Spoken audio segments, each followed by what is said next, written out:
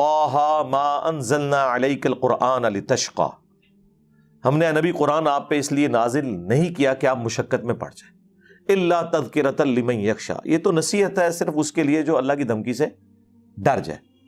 یعنی ہاں آپ اس مصیبت میں، اس تکلیف میں اپنے آپ کو مت ڈالیں کہ لوگ حق بات قبول نہیں کر رہے، یہ تو صرف ان کے لیے نصیحت ہے جو اللہ کی دھمکی سے ڈرتے ہیں.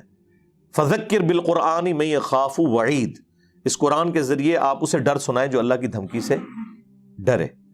سیذکر من یخشیٰ ویتجنبها الاشقیٰ، نصیحت اسے کریں جو ڈر رکھنے والا ہے اور جو بدبختی پہ اترا ہوا ہے اسے اس کے حال پہ چھوڑ دیں. یہ قرآن کا اسلوب ہے. اس میں مشقت تبلیغ والی بھی ہے اور قرآن کی تلاوت میں بھی اپنے آپ کو مشقت میں ڈالنا یہ بھی منع ہے. بخاری مسلم میں حدیث ہے کہ بس قرات اس وقت تک کرو جب تک کہ طبیعت ساتھ دے، جب نیند کا غلبہ ہو یا ایسا کوئی معاملہ ہو تو چھوڑ دو.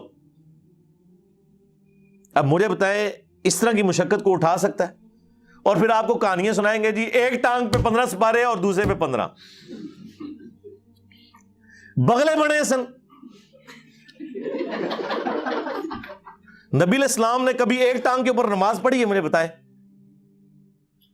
دونوں ٹانگوں پہ کھڑے ہو کے نماز پڑھی. ویسے آپ کو کہتے ہیں کہ جی وہ دائیں پاؤں کا انگوٹھا ہل جائے تو نماز ٹوٹ جاتی ہے، تو جب وہ دایاں پاؤں پورا اٹھاتے ہوں گے، ہائے ہائے ہائے کتنے دعا گیا ہے، کہتے نہیں قلعہ ہے نماز دا اے سجا انگوٹھا. کہانیاں بنائی ہوئی ہیں. اور جب ہم یہ بات کریں تو ان کو برا لگتا ہے. تو یہ مشقت نہیں ہے. بخاری مسلم دونوں میں حدیث ہے، نبی علیہ السلام گھر میں انٹر ہوئے، آپ نے دیکھا کہ ایک چھت سے رسی لٹک رہی ہے. آپ نے فرمایا یہ رسی کیسی ہے؟ تو بتایا گیا جو آپ کی بیٹی ہے نا زینب، وہ رات کو قیام کرتی ہیں اور اپنا جوڑا اس کے ساتھ باندھ لیتی ہیں، کیونکہ بعض اوقات نیند کا غلبہ ہوتا ہے نا، تو وہ جب یوں بندہ جھکتا ہے نا تو جب جوڑے کو اس طریقے سے پیچھے سے کھینچ پڑتی ہے تو ان کی آنکھ کھل جاتی ہے اور پھر وہ نبی علیہ السلام نے فرمایا کھولو رسی. نماز اس وقت تک پڑھو جب تک کہ تمہاری طبیعت تمہارا ساتھ دیتی ہے. یعنی اپنے اوپر اس طرح کی مشقت ڈالنا. اور یہ کون کہہ رہا ہے؟ نبی علیہ السلام اپنی بیٹی کو. آپ ہمیں بے شک کہتے رہے 40 سال تک عشاء کے وضو سے فجر کی نماز، نبی علیہ السلام تو اپنی بیٹی کو یہ کام نہیں کرنے دے رہے. ٹھیک ہے، نبی علیہ السلام تو ان چیزوں سے ناراض ہوں گے. ہاں فضائل مال میں لکھا ہوا ہے کہ جی یہ جو آیت ہے نا ما انزلنا علیک القرآن لتشقیٰ، سورہ طٰہٰ کی، یہ اس وقت نازل ہوئی تھی کہ نبی علیہ السلام بھی اپنے آپ کو رسی سے باندھ لیا کرتے تھے تاکہ جب آپ کو جھٹکا لگے تو آپ کی آنکھ کھل جائے اور آپ جو ہے نا وہ قرات جاری رکھے.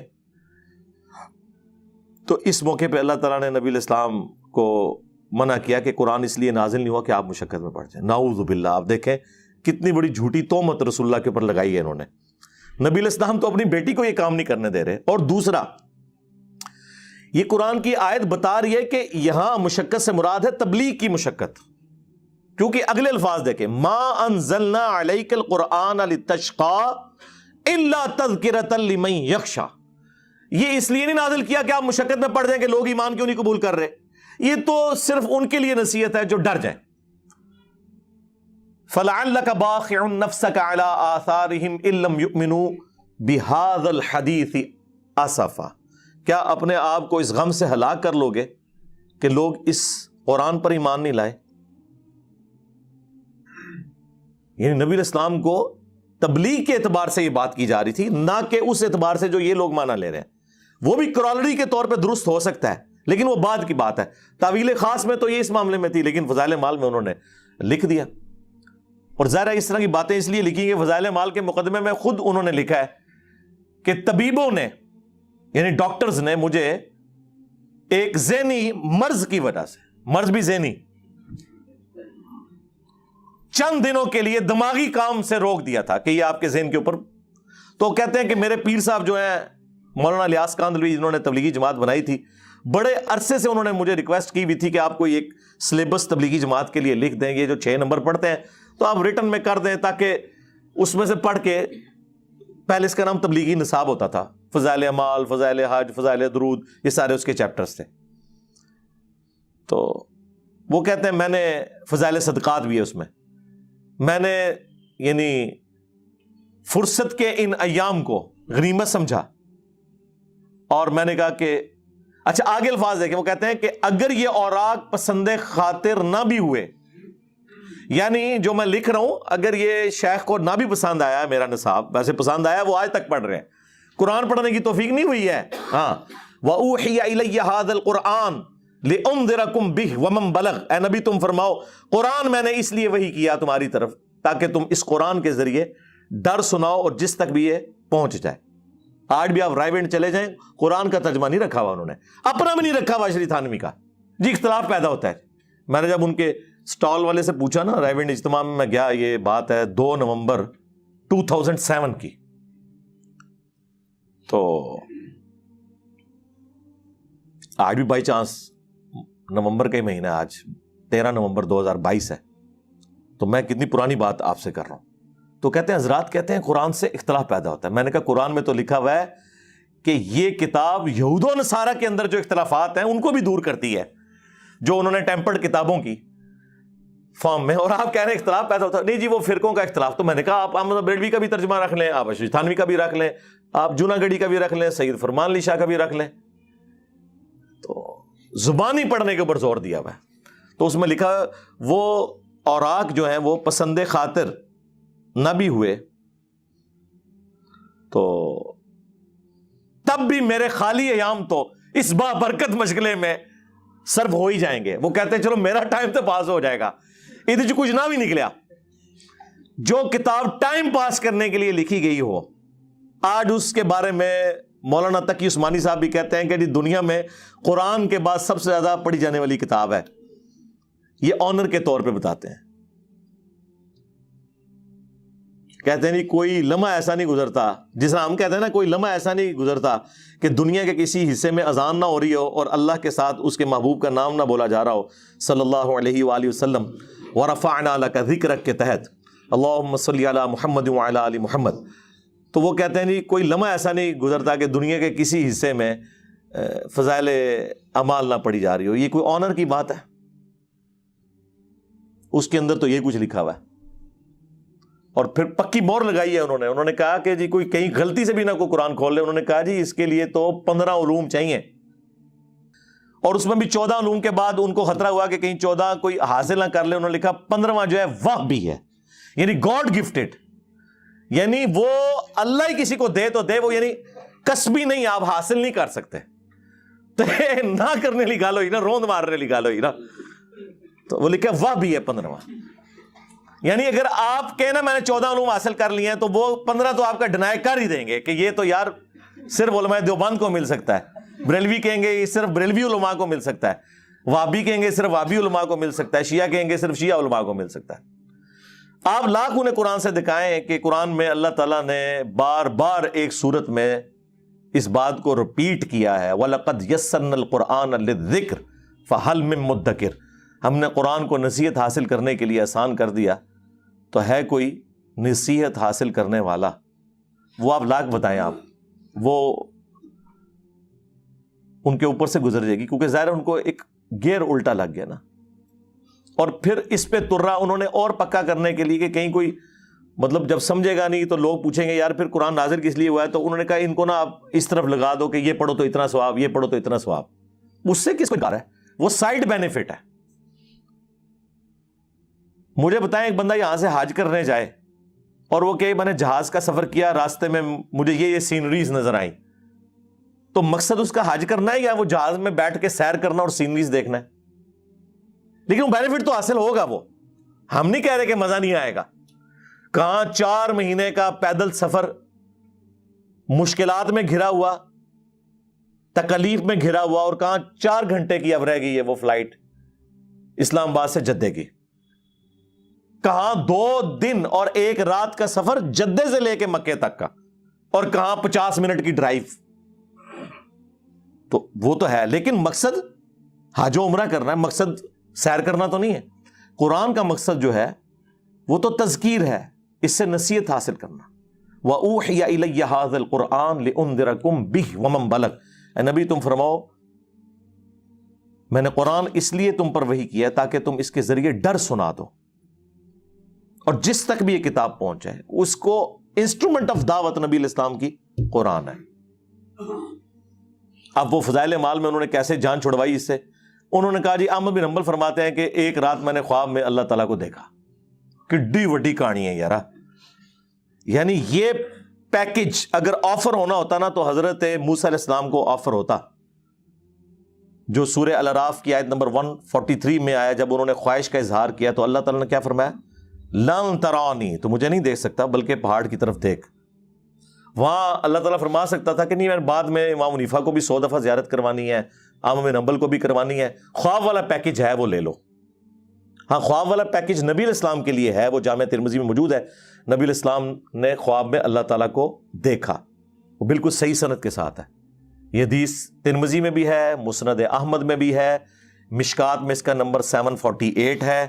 اس حدیث کو امام ترمذی نے صحیح کہا اور ساتھ لکھا کہ میں نے اپنے استاد امام بخاری سے اس حدیث کے بارے میں خود پوچھا تھا، یعنی جنہوں نے صحیح بخاری لکھی ہے، تو انہوں نے فرمایا یہ حدیث صحیح ہے۔ یہ اگرچہ بخاری میں نہیں ہے لیکن اس حدیث کو امام بخاری نے انڈورس کیا ہے، اور امام ترمذی نے سند کی ضرورت نہیں، انہوں نے ڈائریکٹ امام بخاری سے اس حدیث کے بارے میں پوچھا ہوا ہے، اور انہوں نے ساتھ لکھا ہے یہ حدیث صحیح ہے کہ نبی علیہ السلام نے اللہ تعالیٰ کو خواب میں دیکھا۔ وہ اس پہ میری تفصیلی ویڈیو ہے، وہ آپ الگ سے دیکھ لیں۔ کہتے ہیں جی احمد بن حنبل نے دیکھا اور انہوں نے پوچھا یا اللہ میں تیرا قرب حاصل کرنا چاہتا ہوں، اس کے لیے سب سے بنیادی چیز، سب سے ضروری چیز، سب سے آسان ذریعہ کیا ہو سکتا ہے؟ تو اللہ تعالیٰ نے فرمایا کہ قرآن کی تلاوت کرنا۔ ظاہر ہے بالکل صحیح بخاری میں حدیث ہے کہ تم میں سب سے بہتر وہ ہے جو قرآن سیکھے اور سکھائے۔ ہاں، پڑھے پڑھائے نہیں، سیکھے اور سکھائے۔ سیکھنا سکھانا صرف یہ نہیں ہے کہ آپ اس کی قرات کرنے کا فن سیکھیں، اس کی تعلیمات کو سیکھنا بھی ہے۔ تو اب اللہ تعالیٰ نے آگے سے جواب دیا احمد بن حنبل، اب کہانی لکھی ہے فضائل مال میں، اب کیا کریں، مجبوراً شرم آتی بیان کرتے ہوئے بھی۔ تو جب یہ اللہ تعالیٰ نے فرمایا کہ میری کتاب، تو احمد بن حنبل نے آگے سے پوچھا کہ یا اللہ سمجھ کے یا بغیر سمجھ کے؟ انہوں نے سمجھا کہ احمد بن حنبل کو دیوبندی مولوی تھا یا کوئی تبلیغی جماعت کا کوئی بستر اٹھانے والا تھا، جس کے دماغ میں فوراً آیا کہ سمجھ کے کہ بغیر سمجھ کے۔ یہ تو پوچھنے کی ضرورت ہی نہیں ہے، کس کو انکار ہے؟ ترمذی میں حدیث ہے کہ قرآن کے ہر حرف کے اوپر 10 نیکیاں ہیں، اور پھر نبی علیہ السلام نے فرمایا کہ میں نہیں کہتا کہ الف لام میم یہ ایک حرف ہے، بلکہ یہ 3 حرف ہیں۔ الف الگ سے ایک حرف ہے، لام الگ سے ہے، میم الگ سے ہے۔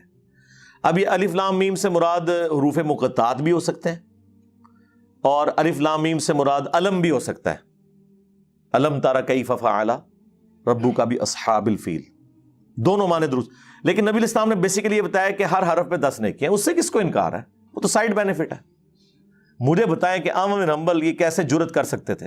اور پھر آگے سے اللہ تعالیٰ پہ جھوٹ باندھا کہ اللہ تعالیٰ نے فرمایا کہ خواہ سمجھ کے پڑھو خواہ بغیر سمجھ کے۔ نعوذ باللہ، یعنی اللہ تعالیٰ قرآن میں امت کو کوئی اور بات بتا رہا ہے اور احمد بن حنبل کو خواب میں آ کے کوئی اور بات بتا دی ہے۔ اسی تو ہم کہتے ہیں خوابوں کا دین اور ہے، کتابوں کا دین اور۔ احمد بن حنبل کو کیسے اللہ تعالیٰ خواب میں یہ کہہ سکتا تھا کہ بغیر سمجھ کے بھی پڑھو، کوئی مسئلہ نہیں ہے؟ جبکہ قرآن میں آپ کو بتاتا ہوں درجنوں آیات ہیں، لیکن اس کا ایک بڑا آپ سمجھ لیں کلائمیکس سورہ صاد میں ایک آیت ہے، بڑی ایکسٹرا آرڈنری آیت ہے، وہ آپ کو یہ فلسفہ سمجھا دے گی کہ قرآن نازل کس لیے ہوا ہے۔ آیت نمبر 29 سورہ صاد، سورت نمبر 38 آیت نمبر 29، کتاب انزلناہ الیک مبارک، یہ کتاب یعنی قرآن جو آپ کی طرف اللہ تعالیٰ نے نازل فرمائی ہے ہماری طرف سے آپ کی طرف، یہ وہ بابرکت کتاب ہے۔ لیدبروا، یہ نازل اللہ تعالیٰ نے فرمایا میں نے اس لیے کی ہے تاکہ لوگ تدبر کریں آیات ہی، اس کی آیات پر، تلاوت نہیں صرف تدبر، غور و تفکر کریں۔ وَلِيَتَذَكَّرَ أُولُو الْأَلْبَابِ، اور نصیحت حاصل کریں اس سے جو عقل والے ہیں، یعنی جو مینٹل ہے، پاگل ہے، مجنون ہو گیا ہے، دماغ خراب ہو گیا ہے، اس کے اوپر تو شریعت کا قلم اٹھ گیا۔ جس کو اللہ نے عقل دیا ہے، جو روٹی منہ کے راستے کھاتا ہے، ویسے تو پاگل بھی منہ کے راستے ہی کھاتے ہیں، یعنی جو تھوڑا بہت اپنا دماغ استعمال کر سکتا ہے نا، قرآن میں اس کے لیے نصیحت ہے۔ اور نہیں جی وہ متقین کے لیے، جی ہدی للمتقین۔ آپ کو کس نے یہ بات بتا دی ہے کہ متقین کا مطلب داڑھی پگڑی پیری مریدی ڈگری ہے؟ اس کا تو مطلب ہے عام بندے کے لیے ہدایت ہی نہیں ہے۔ اور پھر قرآن کی اس آیت کا کیا کریں گے؟ ہدی للناس وبینات من الہدی والفرقان شہر رمضان الذی انزل فیہ القرآن ہدی للناس وبینات من الہدی والفرقان۔ رمضان کا مہینہ وہ ہے جس میں قرآن نازل ہوا جو پوری انسانیت کے لیے ہدایت ہے، اور صرف ہدایت نہیں، ہدی للناس وبینات من الہدی، اور ہدایت کے روشن دلائل ہیں اس میں، والفرقان، اور یہ حق اور باطل میں تمیز کرنے والی کتاب ہے۔ صحیح بخاری میں نبی علیہ السلام کے لیے بھی آیا محمد فرق بین الناس، محمد لوگوں میں حق اور باطل کے درمیان فرق ہے، صلی اللہ علیہ وآلہ وسلم۔ تو ہدی للمتقین کا مطلب ہے ہدایت ہے ان کے لیے جو ڈر جائیں۔ وہ داڑھی والا بھی ہو سکتا ہے، بغیر داڑھی والا بھی ہو سکتا ہے، نمازی بھی ہو سکتا ہے، بغیر نمازی بھی ہو سکتا ہے، جو ڈر جائے اس بات سے کہ جس اللہ نے میری مرضی کے بغیر مجھے پیدا کیا وہ میرے ساتھ کچھ بھی کر سکتا ہے، اور مرنے کے بعد مجھے پیش ہونا ہے اس کے سامنے۔ جو بھی اس تصور سے ڈر گیا اس کے لیے قرآن میں ہدایت ہے، اور جو اس تصور سے نہیں ڈرا، چاہے وہ کسی اسلامی جماعت کا امیر ہی ہو، کوئی مذہبی پیشوا ہی ہو، 2 فٹ لمبی اس کی داڑھی ہو، اور پورے تھان جتنی اس نے پگڑی سر پہ باندھی ہوئی ہو، اس کے لیے قرآن میں کوئی ہدایت نہیں ہے اگر وہ ڈرتا نہیں ہے۔ ہدی للمتقین کا مطلب یہ ہے۔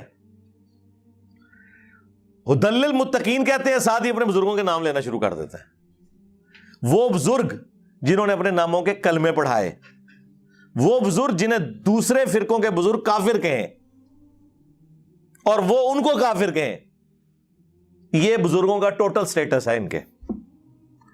تو بات کہاں سے سٹارٹ ہوئی تھی؟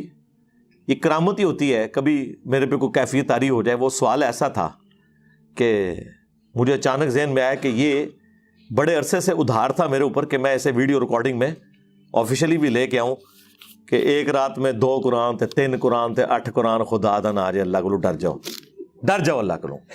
یہ 30 پارے بھی قرآن کے جو بعد میں بنائے گئے صرف اس لیے، صحابہ کرام کے زمانے میں 7 دن میں قرآن مکمل ہوتا تھا، اور وہ قرآن کی 7 منزلیں ہیں۔